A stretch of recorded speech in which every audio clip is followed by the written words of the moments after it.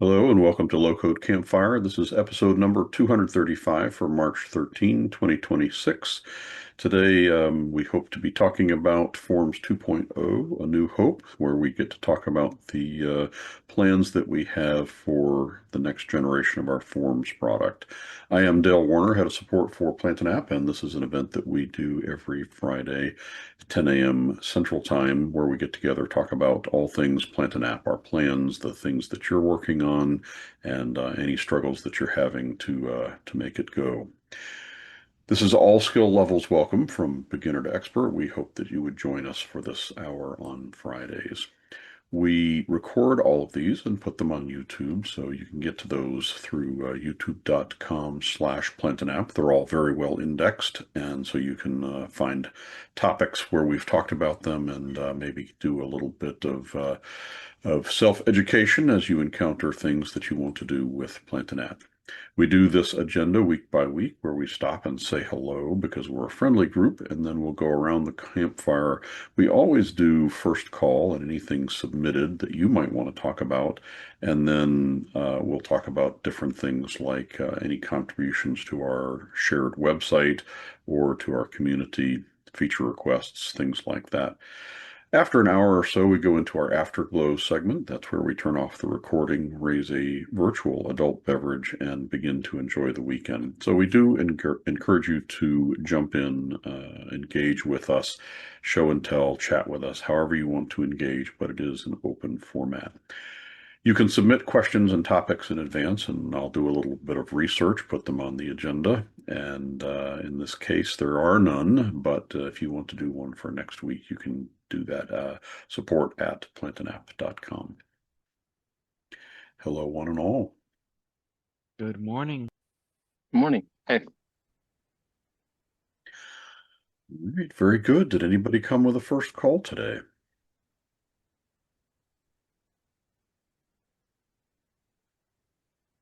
I have something that I could bring up, but um, I, I'm afraid it might take up the entire hour. So maybe, Aha. maybe Well, not. Maybe it's just a simple nope. There's no way, but I don't know. well, um, so you've teased us now. I can't turn Okay. back. All right. Um, I have a situation where I'm currently using uh, a drop down field names. It's a the type of head drop down. I can't think of Yeah, the name of it with right now. autocomplete. Yeah, autocomplete. Yep. And the query behind it um, returns way too much, and I have it being filtered on another field, but still it's a slow load. And I was toying with using the text box with type ahead. And Yes. you have a very nice demonstration of that on Campfire, and I implemented it, and it works. Except that there's a few things that I was struggling with, and I just wanted to explore whether there was any solution to that. One is that still want it to be tied to a another field that's filtering it, and I'm not sure there's a way to do that. Like like the way you tie two drop downs together, and you can your query for the second drop down can be filtered by the selection from the first drop down. Mm-hmm. I need to pass a value to the API that would be coming from that first drop down. And then the second issue is that I I'm using the text and value option, which works great if you submit, but I can't seem. And I was trying to do I moved on from it, but I still want to use it. I moved back to using the the drop down with autocomplete because I couldn't get this to work. But I was struggling with getting the uh to use the value in a bind as opposed to that submit. So in a bind like a show or enable. kind of Yeah, expression. yeah, Mhm. yeah. It's actually the on-change JavaScript is where I'm using it, but yeah. Yep. Well, so yeah, it sounds like a great challenge. Um, so let's see if I have one that's functional here. I don't know what my, yeah. So I've got a text box that's set up with this functionality. If we look behind the scenes at text box, the setup is, um, this is just a, yeah, okay. So it has an autocomplete URL and, And uh, the you're probably just allowing the default query. It right. And let's check the other one that I've got here. This is doing something else. And so this is the test box client test here. And so we'll take a look at this. This is, nope, that's, I don't want to go into that one. Um, so yeah, let's look at the setup for this. So we have a default query. So it does a get against whatever the current value of the text box is passed as the query parameter. And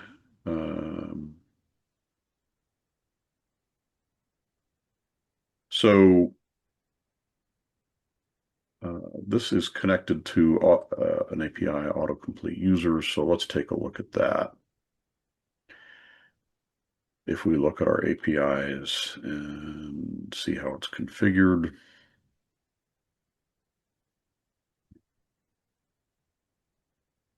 autocomplete users is our API endpoint. It has an input parameter of query, which gets the text, and then we have actions that says create a list from SQL that's based on we're taking whatever comes in from we're taking the query that comes in. I'm wrapping it in percent signs so that it is a wildcard anywhere within the username. So that's kind of the wrapper. So the difference in one difference in my API from what you have there is that I have another parameter that I want to pass to it. That's where I was talking about. There's another drop down that has a value. So in my API, Right. I have another parameter I'm passing to the API. And so it appears that the only thing that we can did you try passing anything more? Um,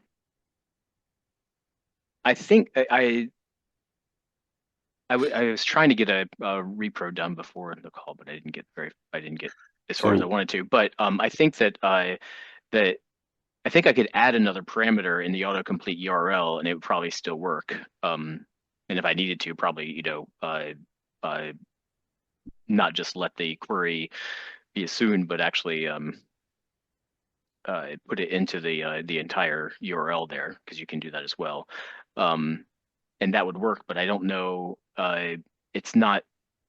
I'm not sure how I would bind that, because the autocomplete URL is not not a well, binding expression. let's try let's play with this a little bit. I have this box here that's already on the screen called search. It's called search. It is a text box. Oh, nope, its ID is called seed, so we'll need to use that. Um, and so just purely for test purposes, if I go back to my autocomplete and say more equals seed, I'm just trying to see if seed is going to get passed along to the to a value called more. Mm-hmm. We'll save that, and we've got to go to our API, and as an input parameter, we'll add another one called more. So And then just as a did we get it kind of a thing, we can add an option here on the top, add a action that will log it. So log event.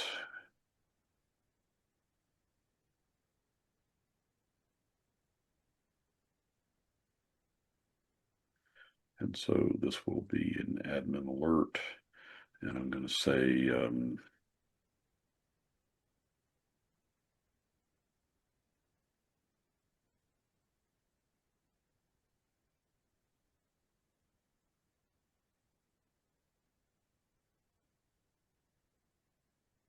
I always throw a bunch of stuff into the log and then can't figure out how to make it stop because I can't remember where I put it. So I always try and say where I log it from. So I'm going to put this into save and test, and then I'm not actually going to test it. That's all right. So we're here. Let's go ahead and refresh. This seed value has the value of 98. So we're just going to try and run something here. And we're getting values back. And then let's take a look at our log.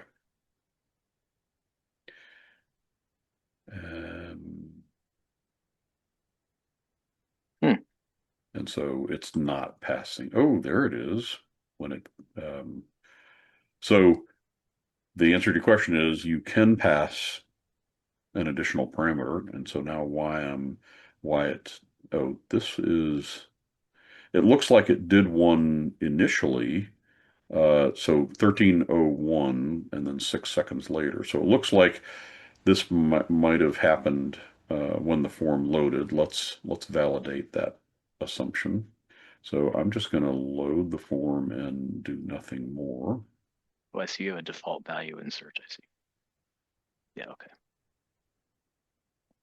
And so when we look at, we were at 1307 before, and now we're at 1359. And so we have two bounces, as the form loads, we're getting a call, but no content yet. So that happened during the form load.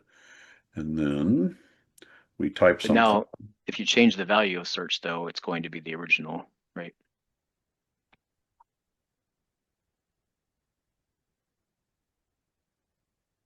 Let's see what it does.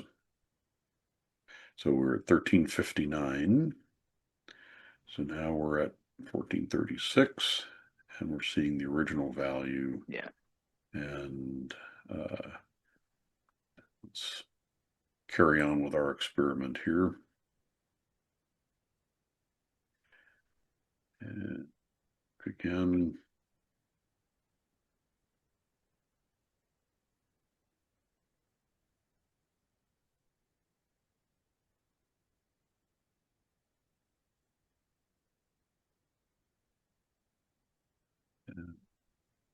so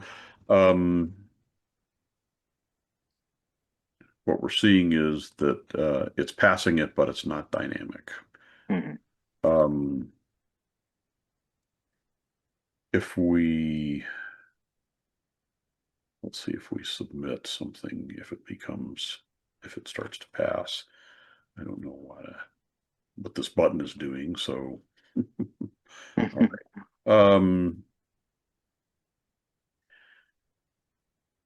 So now if we look at 1458 after that, 14, yeah, still seeing 98. 98. Did it reload? Nope. So yeah, looks like passing additional stuff is a challenge on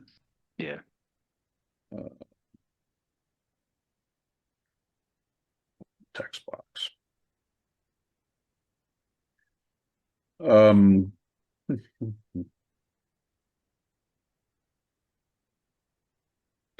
So without getting into how could we make this tool better, thinking about workarounds, I know that I have done development where the on change of a field calls an API. And so you could push the value of your first box by way of an API to something that receives it, and then your secondary API could use that. Mm-hmm. I wonder, I didn't even try this before, it just occurred to me. I wonder if just a simple refresh field on the on change of the first, refresh, if with the first field that's sending the value, I wonder if a refresh, it probably wouldn't though, wouldn't it? It needs to happen at initialization, I think, for that token to be updated. Right. My guess is these things typically Yeah. get done at initialization. Yeah, yeah. So this is probably why we're seeing, and then, yeah. So from what I'm seeing here at the moment, so for example, if these are logged in users, and you had a user ID, I suspect you could pass the user ID through Mm-hmm. an additional parameter here. It was something static, and then at the same time, if you had an on-change click of whatever your additional field is that was calling an API and sending that parameter based on the user, same unique identifier, user ID or session ID or something that you could match them up on the back end and get it to do what you want to do. Yep.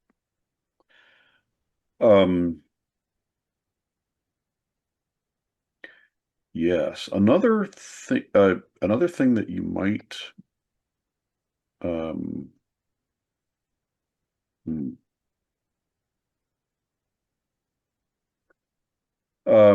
so you said your autocomplete with dropdown was dropdown with autocomplete rather was working. It's just loading so many values that it's Yeah. too Yeah. heavy.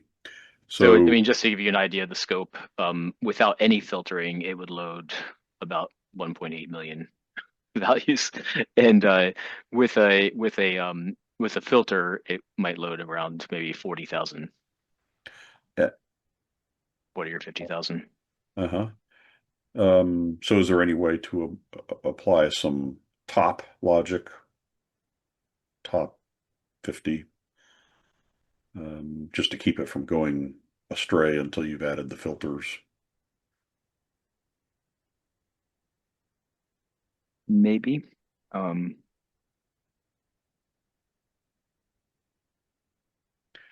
I, I'm thinking that I'd be a little bit concerned that if you did like a top 50 or a top 10 or whatever you want, it would become very fast. You'd only have 10 responses, and when you start searching, the thing that they're looking for wouldn't be in the box, and so it would be something where they have to apply more filtering, which might be a little bit unintuitive. mhm. Um,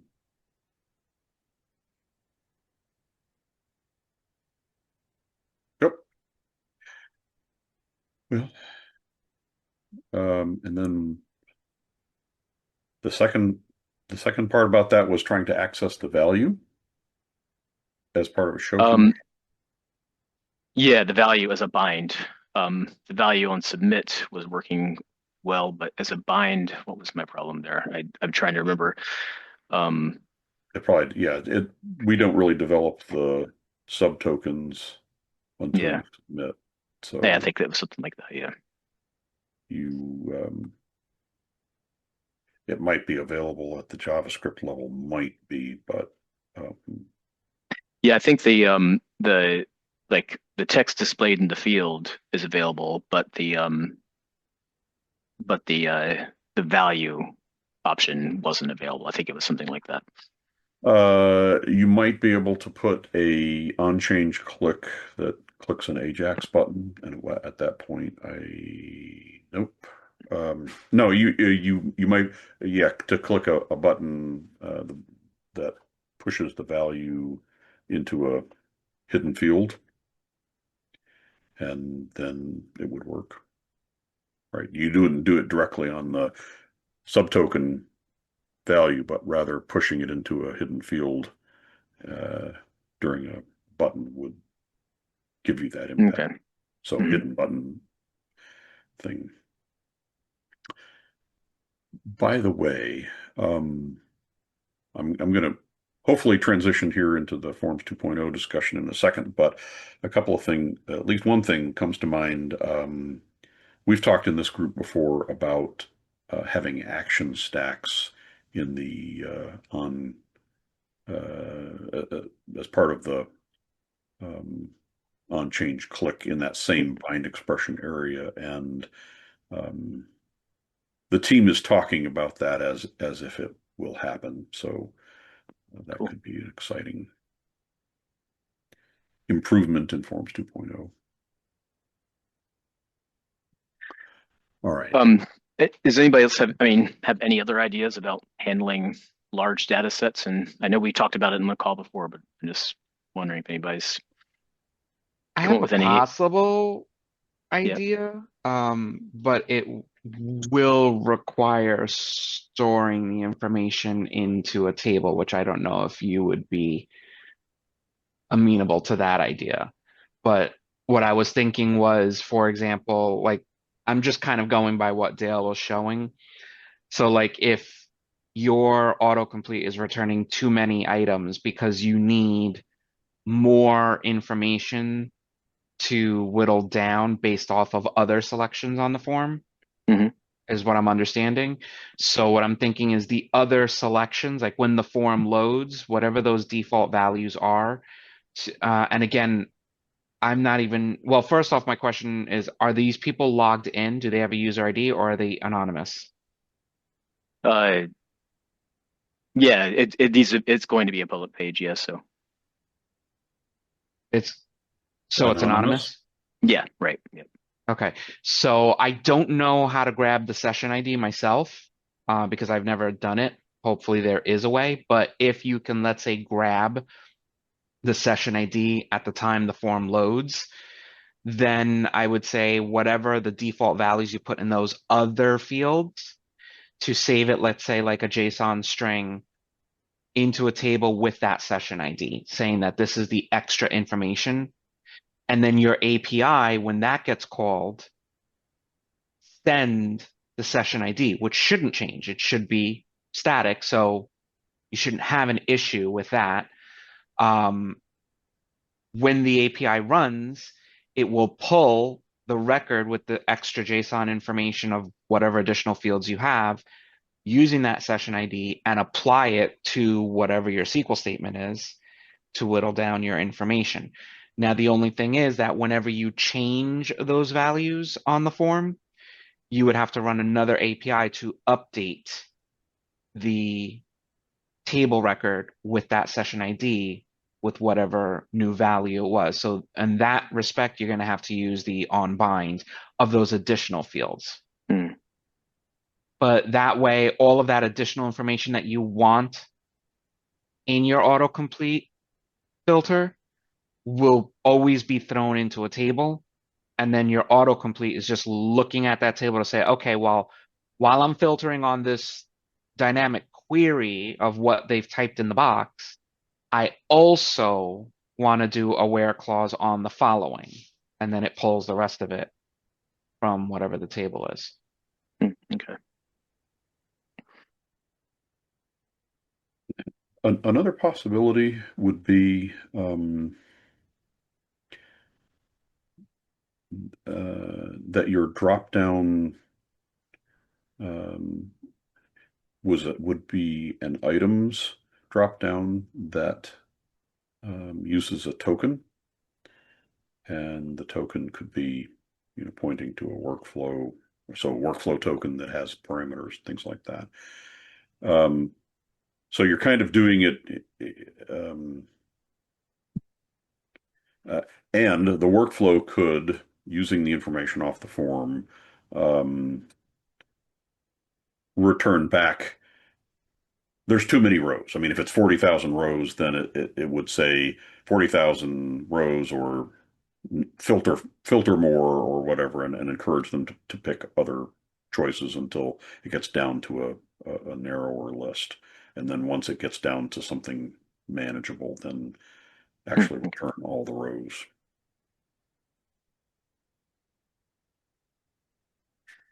But it's more roll your own rather than just being able to use this out of the box functionality just because of the volume of stuff.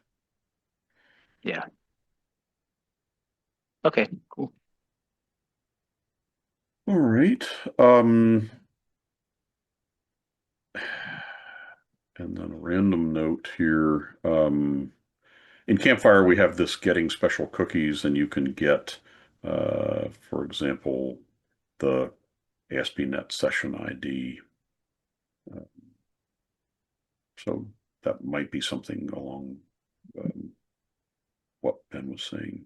Oh yeah, okay. All right. Let's see if I can find my way back here.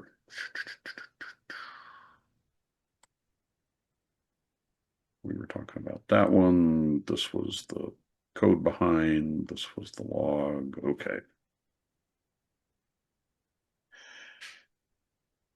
Any other first call before we move on? All right, here we go. So we've been working a lot on our new forms product, and I'll tell you in advance, we don't. It's not that I have anything to show you, but that's done and ready to do. These are the plans that we're making so that we can get into our preview. So we've done some work in the area of how we're going to provide CSS, and I think I talked about this previously, styling, but if not, we can do it. And then also field presence. So we're trying to simplify, well, presence, visibility, and enablement. So if you think about the current forms products, there's the show that's way at the top, and then the bind conditions that has show down at the bottom, and there's some other things. And then enablement is the same thing that, and I suppose it'd be easier to point to it than to have you imagine it. So let's look at that.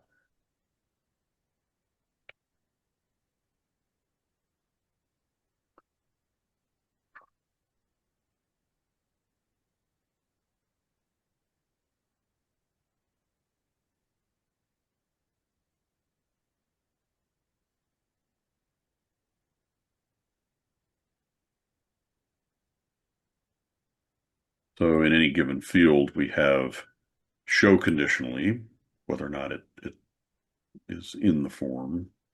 And then down here in bind expressions, we have show. And so this is the dynamic half of that. And in the same way, we have a dynamic part for enabling and another thing for enabling. And I think we've all gotten used to it that we have all these things in different places and for different things, but trying to remember back when we didn't have exposure to action form and trying to figure out how to get the things done that we wanted to do. So that's the area we're working. Is that a good, any questions about where we're coming from? Okay. So let's talk about where we're going to.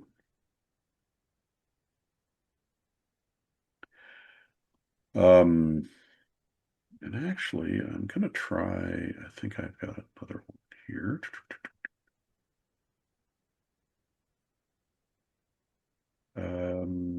Yeah, I don't know what the best form to show you this is, so I'm just going to, this is our internal development tracking tool, talking about, this is instructions that we would give to developers. So there aren't any pretty pictures in any of this. This is use your imagination. So the first thing that we were talking about covering was field presence, whether or not a field is present in your form. This is kind of like the show condition, but maybe a finer grain of control. So you just start out with a choice between whether or not it's included, excluded, or conditional. So this would be a drop down. And the default, of course, is you want it to be included in your a field to be included in your form. So anytime you dropped a field onto the form, you would have this checkbox would come in included. Excluded would kind of be, I think, one of the things that we talked about a week or two ago, but the idea that if you just want to turn a field off hard-coded, that would be the excluded drop down. And then conditional would be where you're making you're going to have a true for false expression that would be required, and it would have to evaluate to true or false. So this pretty much defines the way it looks. There would be a drop down, and if you picked conditional, there'd be a conditional that would be required. So first of all, just before I move on, are you imagining, or am I communicating well? Dale, I think I get the concept of included or excluded, but what about visible or not visible? Are you going to talk about that? Well, I'm sorry, that is the next part of that's a different ticket, and I'll show that to you as well. Very good. But this is the first thing is just is it in the form? And so this is controlling. Let's see if I can display this. This is controlling. It's only going to happen when the form loads, and it's either going to be, if it's included, it's in the form normally. If it's excluded, it's not in the form. If it's conditional, then it's evaluated at the time the form loads as a C# expression, and it just would not be, depending on how that turned out, it would be included or excluded. From a if it ends up being excluded, then it would not be in the form at all, and then it would not participate in the layout, so it wouldn't take up any space if it's excluded. So you wouldn't have a choice about that. It's just not going to take up space.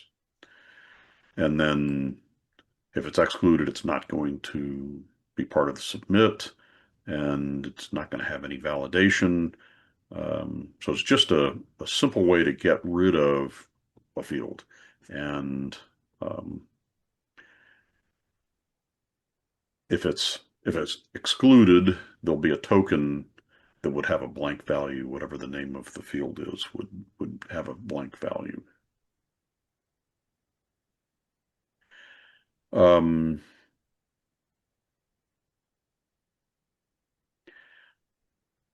So if it's inside a container, then if it's a field that's inside a container, the field is removed, but not the container. Same thing with a if it's a repeater, the whole repeater would be dropped. Any reaction to that? Okay, looking good. All right. So this is just the first piece of the puzzle, right? So then the next. I have a Yes. quick question. I'm sorry. Yes, please. Just to understand that first item, 1.1, it says, so you're going to have an option saying whether to include or not, and then there's going to be 3 possible selections: included, excluded, or conditional. Yes. I'm just trying to wrap my head around why anyone would want to select excluded. We kind of talked about this as a possibility a couple of weeks ago, which is during development, you have something new and you just you want to turn it off. We talked about an on-off switch in the interface to just hide something temporarily or. And I have a related question to that. I mean, this is really the expression. If you exclude a field and if a field is conditional and then you switch it to excluded, will you then be able to switch it back to conditional and your condition statement will still be there? Great question. Yeah, On see, the like for me, I see, and maybe it's just me. I see the excluded, included, excluded part as being separate than the conditional. Like with actions, like you can have a condition on an action, but you have the on off, which is on the upper bar at the header of that action. So to me, that's how I would see it. Like I wouldn't see opening up a field and flipping it to excluded. I definitely would. Yeah, I like that feature. I'm sure I was part of the conversation last time.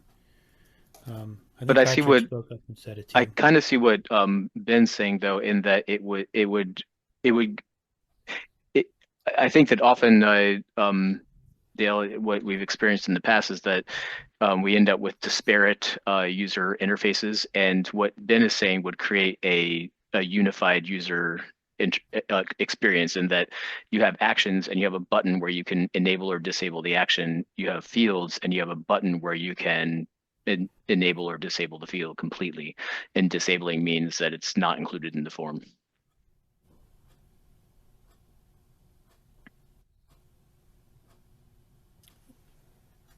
Does that Ben and Mark both, does that make sense in I got a little bit lost myself, and the last thing you said was excluded means. Yeah, so I got lost.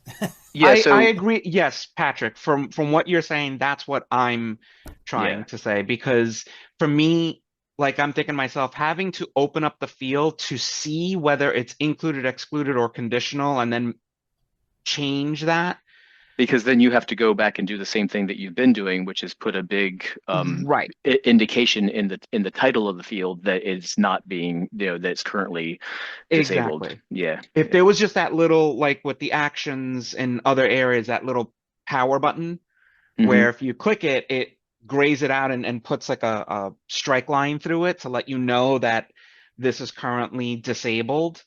And then you hit the power button thing again and that re-enables it. That to me is the included excluded, but then the conditional part, that's always basically a dynamic Yeah. field. Okay. I think those are both good feedbacks. To the question about losing a conditional, um, on the whole, the concept that we've discussed internally is that when something like when options are changed, for example, switching from an item data source to an entity data source, or anything where you change something in the configuration and different things show up, um, different different configuration options appear. We've talked about the idea of removing them so that they don't carry forward as junk that might get misinterpreted at a later time. So, um, And specifically in this case, though, I think that it would defeat part of the purpose. I mean, you want to be able right. to keep a field just the way you have it, but just get rid of it temporarily in case you want it to come back. And when it comes back, you still want that condition to be there. So this on-off power button would, uh, That would suffice in my view Yeah. because Hmm. your condition will stick and that power button will right. do the on off, the permanent on off, so to speak. And I understand what Dale is saying too. And I agree that when you're changing field types or things like that, all of the old non-needed information should get wiped out because we have seen sometimes where Corruption. that old data that's kind of hanging back there does cause some conflicts, because you see that you could delete a field, recreate it, and all of a sudden it behaves correctly, where before it wasn't, and you couldn't figure out why. So I think by keeping the enable, or rather included, enable, disable feature as the power button separate from the condition would kind of alleviate that, so you don't lose the actual condition.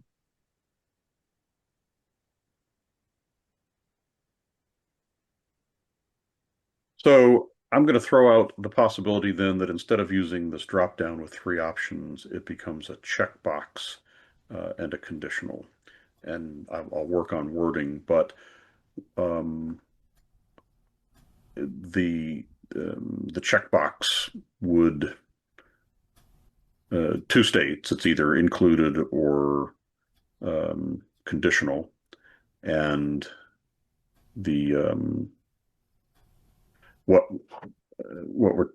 I'm trying to do in this design is to try and make it very explicit that rather than having a conditional that has nothing in it, so now you have a state of it's empty or it's true or it's false, that we want to make it explicit that conditional applies and then becomes required, and you have to have some good content in there.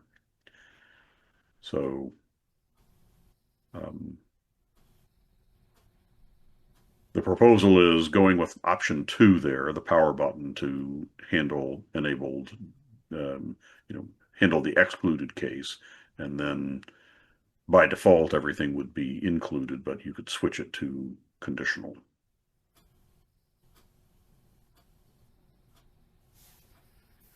Arguments against and just going with only a conditional?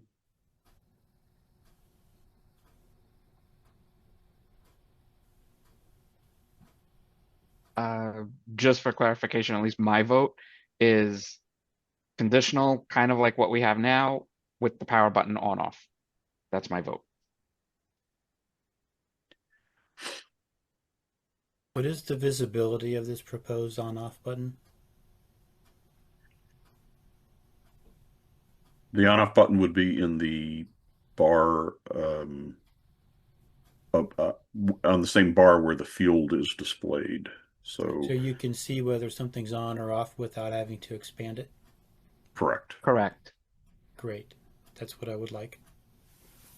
That's what I was saying before, because with the drop down, you have to open the field to see what that value is. And if we had just the power button, you wouldn't even have to do that. You could just immediately glance and see, just like we can with actions.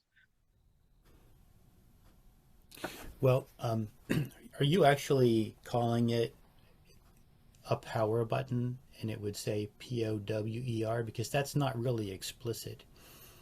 No, No. it's the icon. It looks like a power icon Oh, okay. Let's see on if all I- of our actions that you see now that you can disable it. That little circle with the line through it. For clarification, specifically in configuration workflows and stuff, like not on forums and Right. stuff, because they don't have the updated UI. But yeah. Exactly. Yeah, where the areas where we have the ability to enable and disable an action, it looks like a little power button.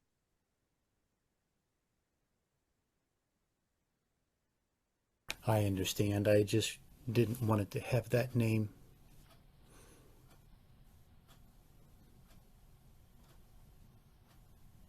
I think it has to be saved. Yeah. I think.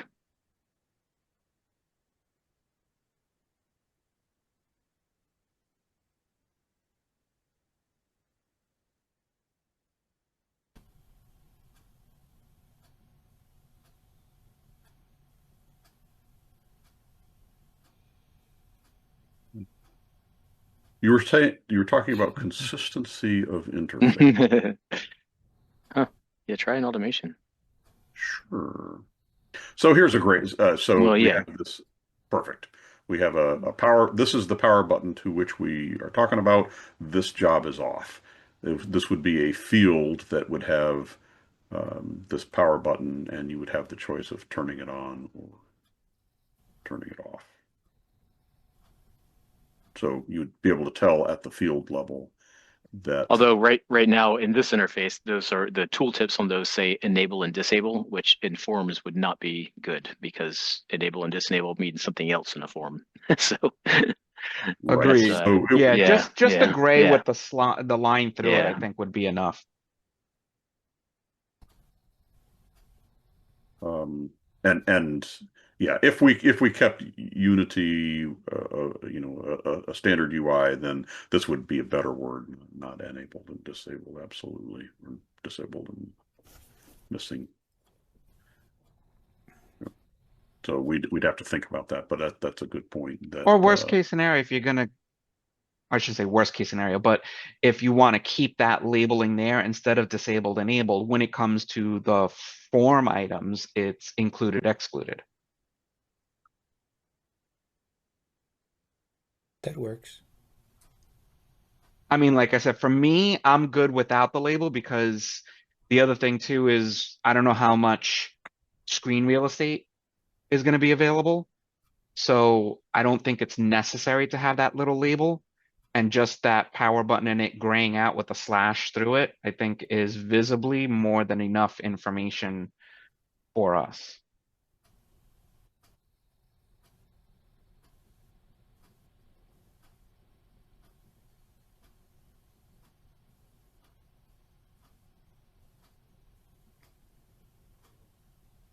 Agree.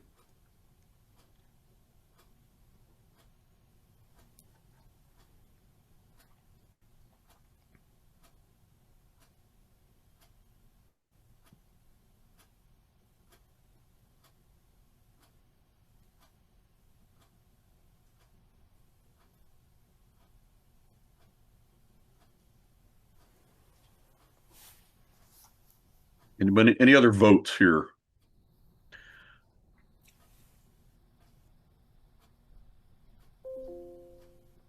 I like the discussion, and I think that what you're doing now, the last screenshot you have, and the where we got with the discussion is perfect. Okay. Yeah, me too. All right, let's see if we can at least start one more here. I'll save this, and you can see that this terminology means it's my responsibility, and grooming means we're trying to figure everything out before we turn a developer loose. So that's what's going on there. I am going to move on to visibility. So this is all about controlling whether or not a field is visible, and it only applies when it's included in the form. So this gets back to the last story of if it's not present in the form, then this visibility just doesn't apply. So or field presence is first, and then this starts to apply. So let's see. So this comes back to behavior. We would, and we'll see if this is the way to go here. But again, we're going to have a drop down visible on load. So comparing to action form, let's see if I think yeah. So action form has this show conditionally, which is controlling both presence and showing. We're now talking about having this, whether or not it's visible on load would be the terminology. And so by default, it would be visible. It's an option, a drop down, visible, not visible, or conditional. And if conditional is selected, then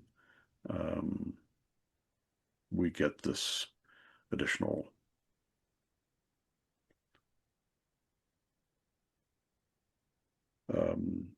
conditional expression. And then right next to it, we have visible dynamically. And so by default, it's unchecked. Thinking about our defaults, it's visible when it loads and it's not dynamic. And so that would just be your everyday normal field. If you want to control it dynamically, this visibility is the dynamic visibility, which is the equivalent of the bind show, is happening right in the same area as visible on load. So it makes sense to bring these two next to each other so that you can see whether it's visible dynamically, visible on load, visible dynamically. And we like the terminology. Why would you need a checkbox for visible dynamically? You could just put a condition in and that would apply directly. Whether there's a condition there or there's not a condition there, or the condition is true or false. Like, the checkbox doesn't seem necessary to me, similar to the way things work now. And that, I think, was Ben's vote on the last one. Same issue. Is it same thing? Agreed. It seems different this time, but okay.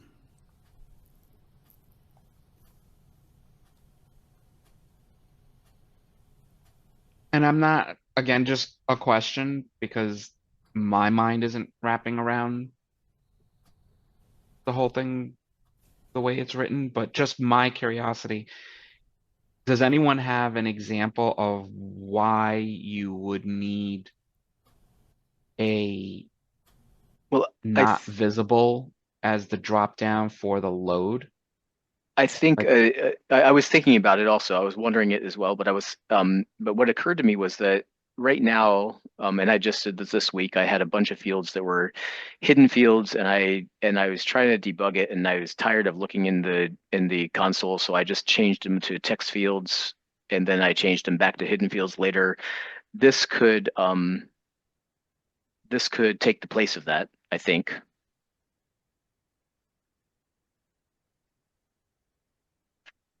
Well, there's a fundamental difference in how hidden fields and text boxes work. Like a text box will transmit the data back and forth. A hidden field technically normally wouldn't by default.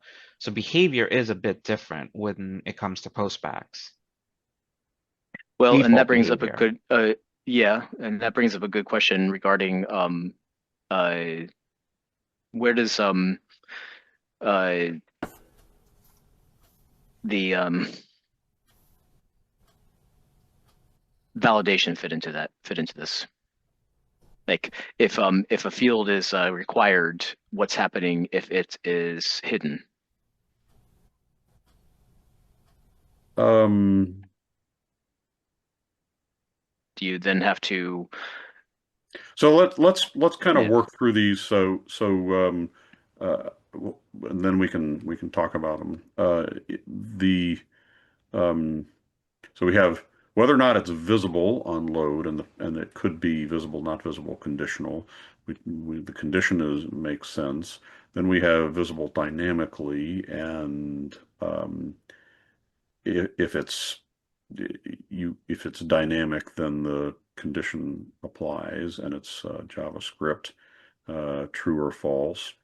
And this can override the visible on load, the dynamic evaluation. So this gets into the purpose of not visible on load. Not visible on load, not visible can be overridden by visible dynamically. So it could start out not visible, and then a a dynamic condition overrides that. I don't know. I just the way my mind works, and maybe it's because I'm stuck with the old, I shouldn't say old, the current way that forms work. Like to me, if you write the condition, like correctly, like you could write it so that it on load, if you don't have everything that you need appropriately, that it just won't show, and then when your condition evaluates correctly, then it does show. So to me, it seems like it's almost double effort to say, no, don't show it, to, mark it as not show on load, but then also put a bind afterwards when the bind runs after the load. At least that's the way the current is. So it's Yeah. almost kind of like it's running twice. It's hiding it. And then if your condition doesn't equate to a visible, it's hiding it again. And if it does equate to a visible, then it's just reshowing it after it hit it. So to me, the whole not visible as the initial value on load isn't really necessary. I can't see a reason for it, me personally. That's what I'm saying. Is there someone that has a situation that clearly is needed? Because my mind's not seeing it. That was actually my point as well. Maybe I didn't say it well, but that was my point as well.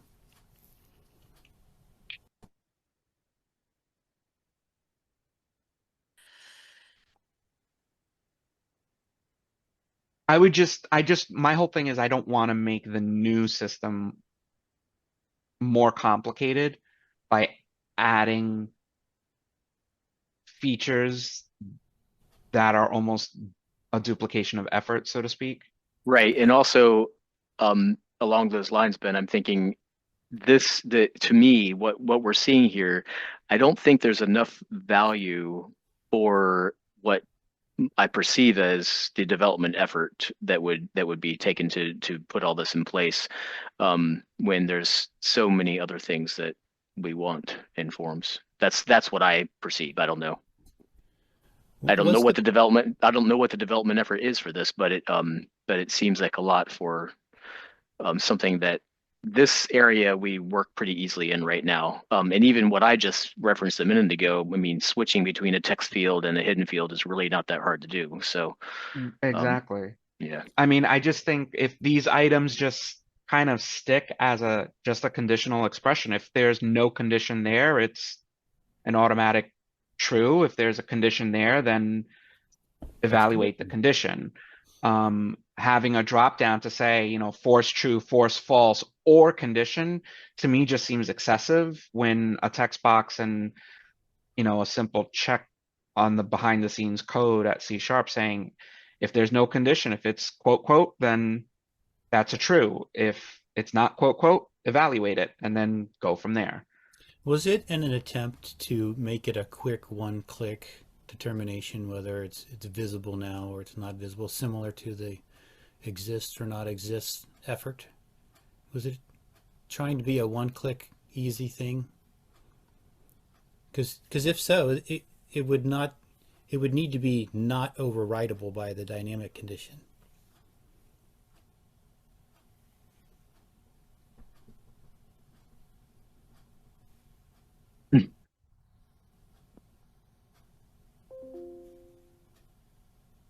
I think we've Stumped. run Dale off the call. I think we No, need just- to conditionally evaluate Mark's statement. No, just stumped me. So, I mean, I love the idea of giving us more flexibility. My whole concern is there are some cases where extra flexibility can sometimes just be extra work. so I'm gonna respond to Patrick's question. Are we paying attention to the right things first? That's I think it's core. And I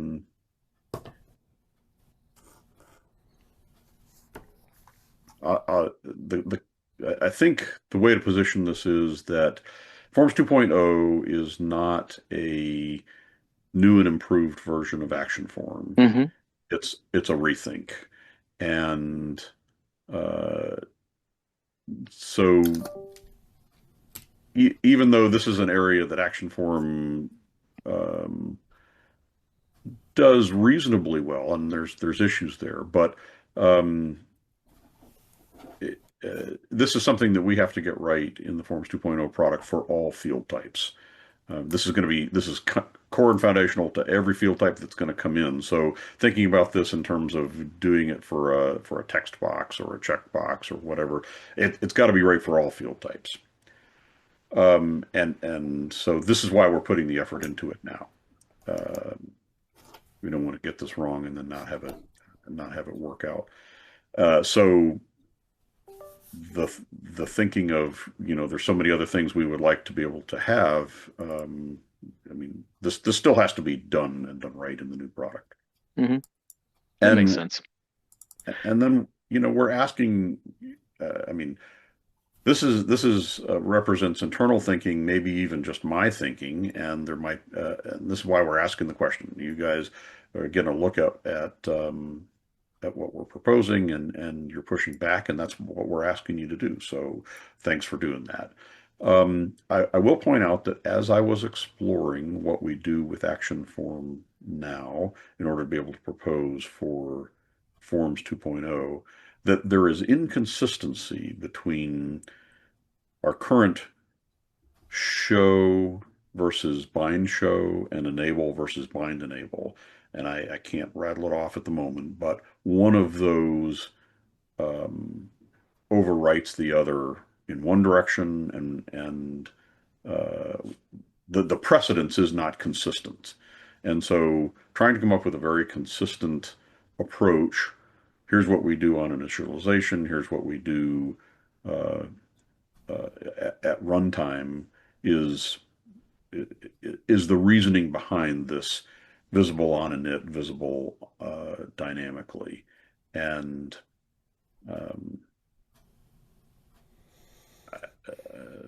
we do have to make those decisions in different spots, right? It's a back end decision whether or not something is visible on initialization, and it's a front end decision as far as dynamically.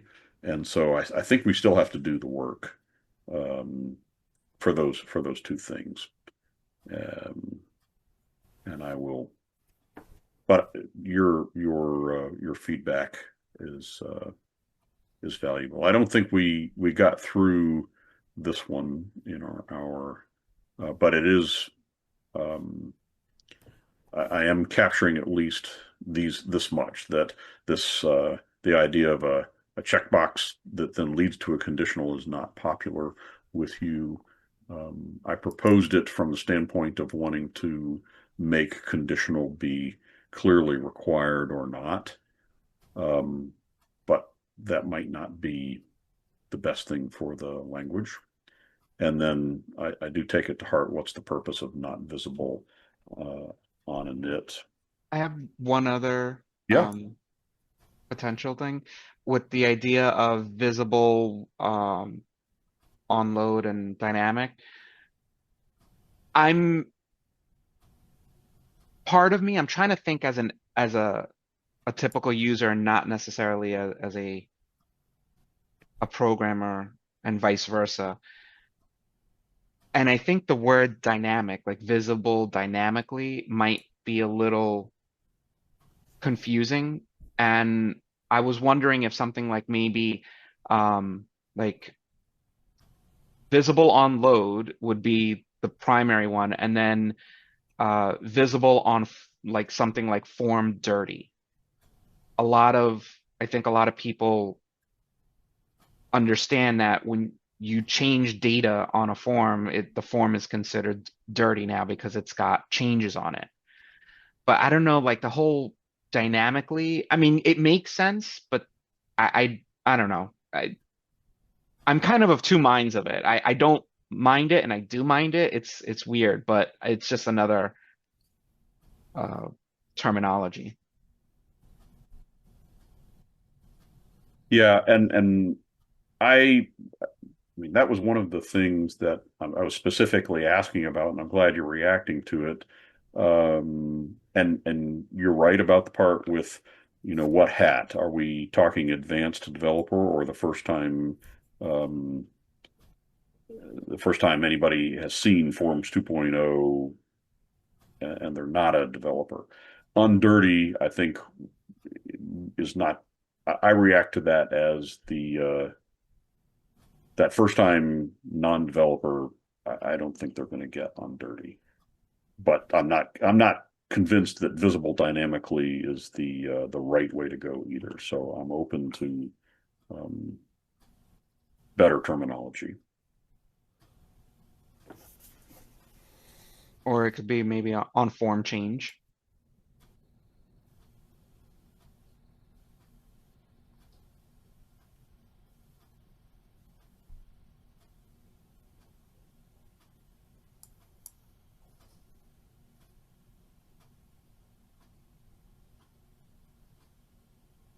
Don't hold back. Any other suggestion?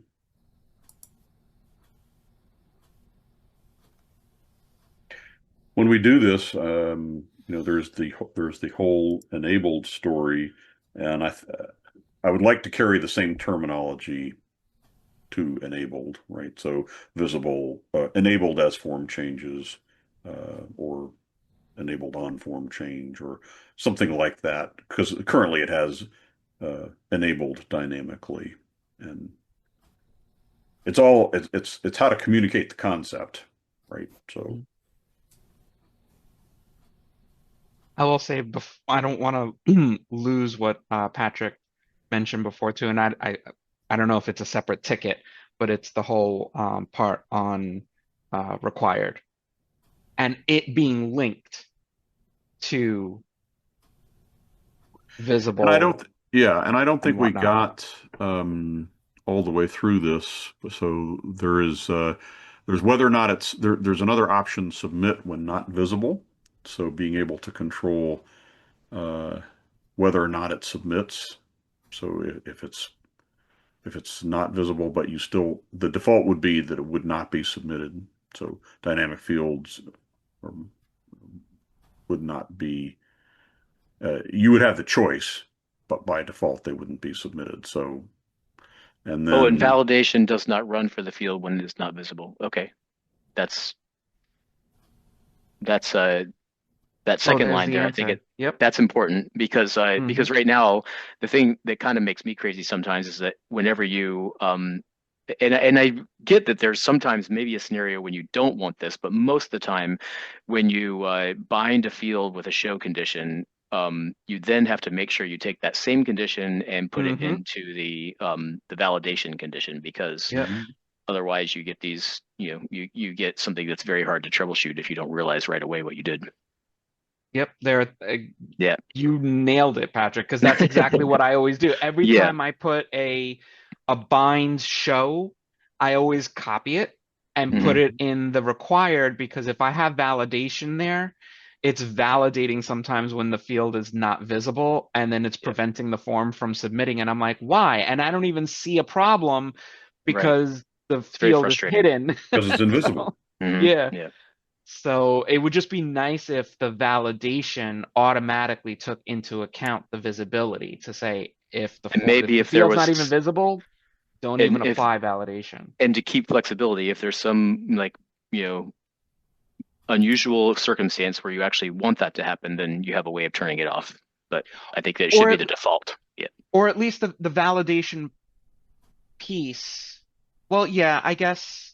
See, that's where it gets confusing, because I can see where, let's say, validation is more than the bind show, where the bind show is just the beginning piece of the validation. So, if it's not being shown, don't validate. But if it is being shown, I also want to check the following. So I could see where that gets larger than the original show hide. I guess I could see potentially where even if something is hidden, you still may want to do some sort of a validation. But see, the only issue that I have with that is that when you validate a field, the way the form, at least right now, is it will highlight that particular field, and it can't as if a problem, it's not there. it can't if it's hidden. Yeah. So that's where I'm thinking, if the if the behavior stays the same, which is it's going to highlight the particular field that is failing validation, then if you are not making the field visible, then validation by default should not run. And that's it. So validation should only run if the field is visible, but the condition for validation should allow for additional items. So basically condition, like if you leave condition blank on validation, it will still take into account the bind condition. But if you put something into the validation condition, it'll only evaluate that if the bind shows as true for visibility. Does that So make sense? Yep. Validation is going to be a separate story, and I haven't even looked at that yet. I assume that we're going to keep the same kind of functionality that we have. I assume the validation condition will continue to exist, but this will be this that we're looking at right now is a higher level of that. Yeah. That you get to pick whether or not it submits when it's invisible, and by default, it doesn't get submitted and validation doesn't run. If it does get submitted, then it's your responsibility to validate it. We can't validate, meaning validate it in the action stack. We can't validate, we can't run our automatic validation on things that are hidden because there's no way in the UI to show it. I'm good with that. And so part of this is communicating clearly what's going to happen and the default being the secure expected behavior. So unchecked would be it's not going to get submitted. If you end up looking for it and needing it in your action stack, you say, oh, why didn't this submit? Oh, it's very clear. It's the result of submit when it's not visible, and you check it, and then you'll see clearly we're saying it's your responsibility to validate.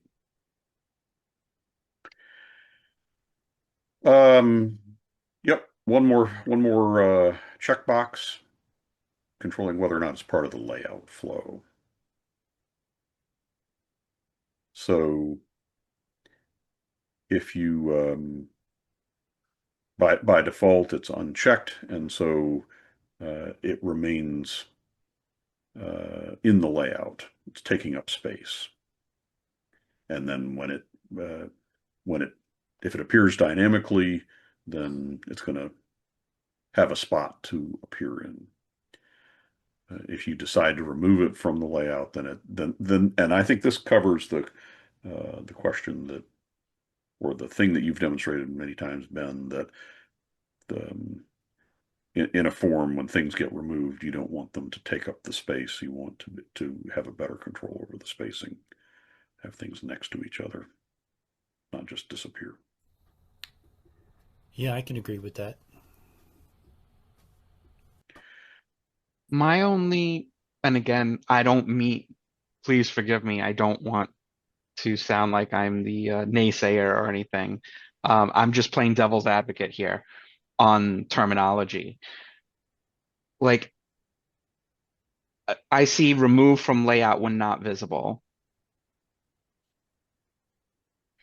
And for me, I would tend to see it the other way around, which is like it would be the default check saying like it is included in the layout spacing. And if you uncheck it, you're removing it from the layout spacing. Because I always see a check as a positive and a blank unchecked as a negative. And this is almost kind of reversing that. You're checking it to remove it. So you're checking it and giving it a positive value to make it a negative.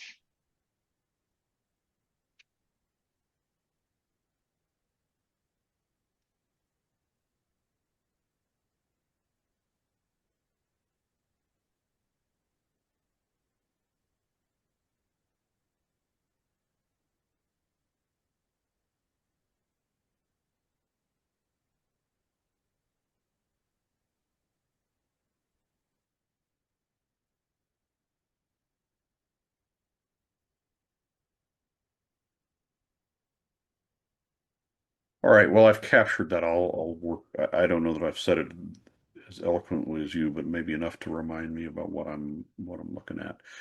All right. So this was a bonus and overtime episode that we're now at an hour and 15 or so. So thanks. I do appreciate your feedback. I really do.